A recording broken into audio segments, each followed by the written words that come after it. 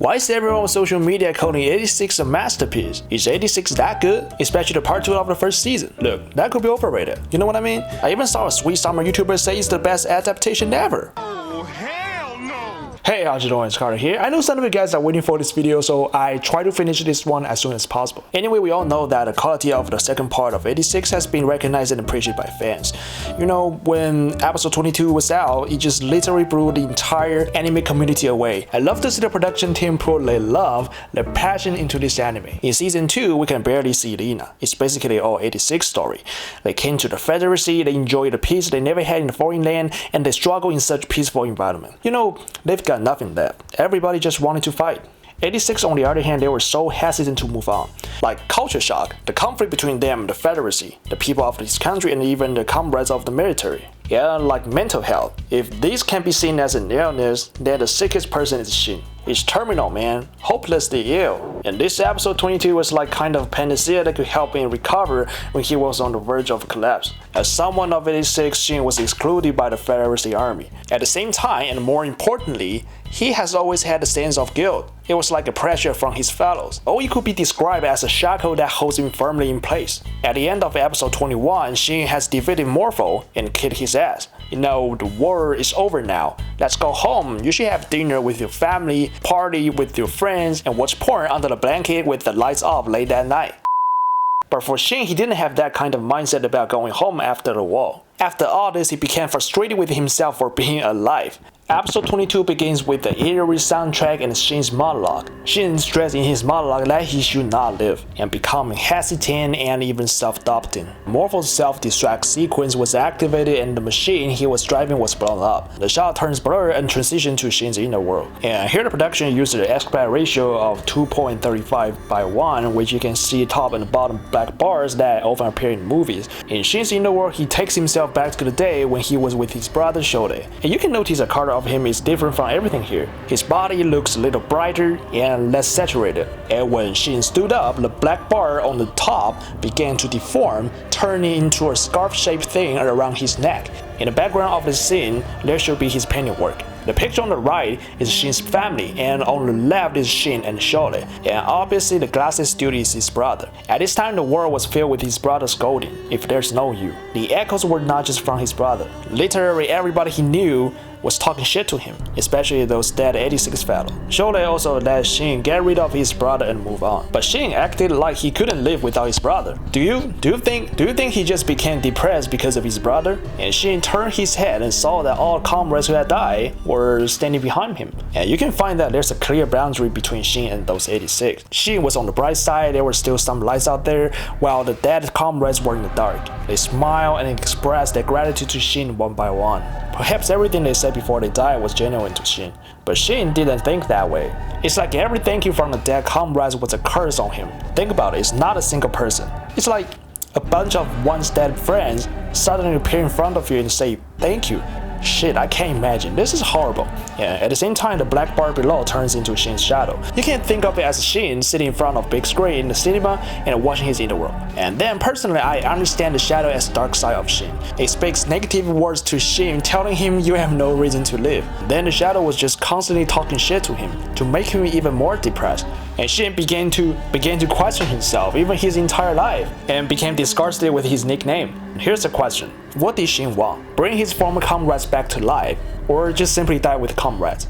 To be honest, when Eugene said thank you to Shin at the end, it gave me the creeps. Shin was outside the black bar, looking at his brother's broken dog tag in his hand. His friend inside the black bar walked to Shin, saying that Shin should rely more on his fellows. And Shin couldn't hold on anymore. He reached out to his friend and he tried to ask him for help, but he was stopped by the black bar. His arm was cut off. Obviously, there's a distance between Shin and his friend. It's like two completely different worlds. The production team used the aspect ratio changes to achieve this effect, which I think was pretty good. The camera pulls out as Shin's getting further and further away from his friend.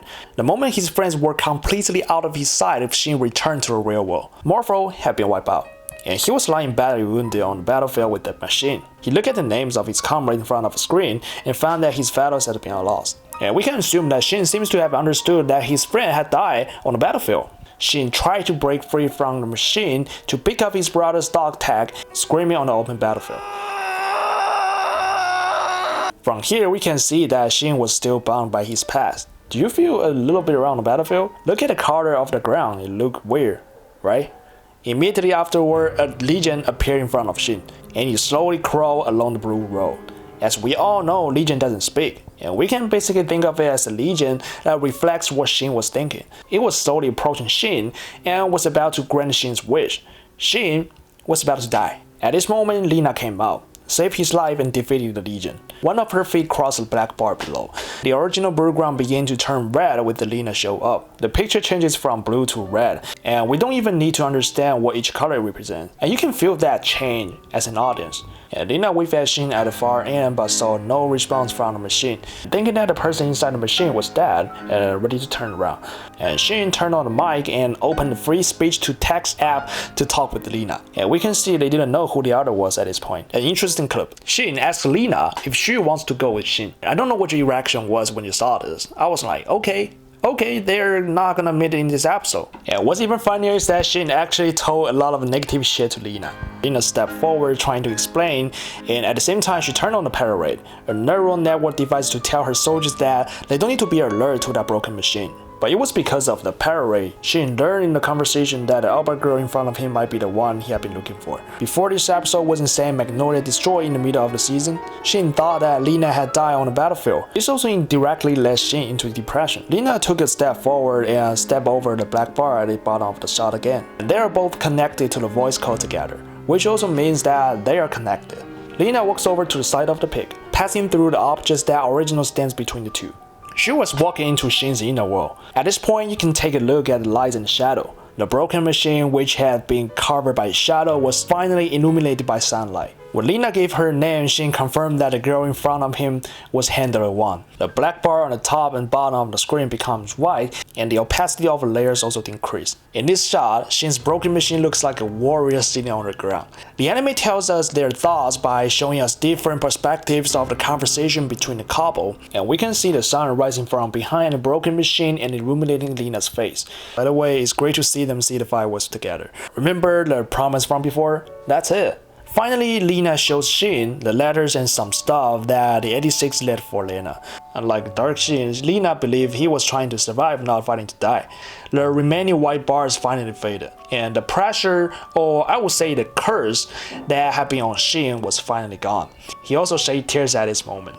Alright, so now Shin has turned healthy with Lena showing up, but Lena still didn't know who the hell was in front of her. And even when her soldier gave her some cue, her look is just so cute. It's like telling us, don't doubt it. The franchise sells me. Shin later learned that his friend had not died in battle. The battle was tough. You know, toughest mission. Literally everybody stayed alive. I can see his smile as his gratitude for his fellows. And at the end of the episode, there's something funny after they return to Federacy. Grab, I don't know how to pronounce her name, played the recorded conversation between Shin and Lena to everyone in front of Shin. Nice job, Graf. Episode 22 is a great episode to make an analyzed video. You will see those tricks just clearly the first and second time you watch it. When you find everything out, you will think more and you will feel more in a single scene or a single shot. The production used a large number of visible techniques, and these techniques are not just that you know how the production team was, and all the efforts were in the surface of characterization, narrative, and the story. And it combines different shots to help the audience to understand what the director wants to tell you. And like the use of montage, which was solely used throughout the anime, which I won't emphasize here, or something like the aspect ratio that's been changing in this episode. Yeah, honestly, I don't even think of it as an aspect ratio. It can be seen as two simple black bars in the picture, you know what I mean? I think the changing colors of bars are according to Shin's inner developments. If we let the black bars disappear directly, there's no way to show his character development again. In the episode, there are like 3 stages of Shin's inner development in total. So the crew needs to change the aspect ratio, or you can say add the black bars first, then make the black bar turn into around like 50% opacity white bar, and then let the white bar dissipate. And I'd love to know what your impression of episode 22 was, or if you have any additional details from episode 22 to share, just let me know, let everybody know in the comments. You know, like, episode 22 can be said to be an important episode for Shin's development. The light novel did not let the two meet earlier. They're trying to make their reunion better. So next video of the 86 Attention to Detail series, episode 23, you know, the great reunion scene. I'm so happy I could have this opportunity to dive into 86 and talk about it with you guys. And again, thank you so much for your support. And just let me know if you have anything that can improve my video quality and things like that. My channel is mainly about anime, films, and games. You can see my previous review video in my detailed analyze series on the left side of your screen. And if you are interested in the content, make sure you put the like button and click subscribe on the right of the video. And that will spread it to more people, which help a lot. Thank you. And I will see you next week.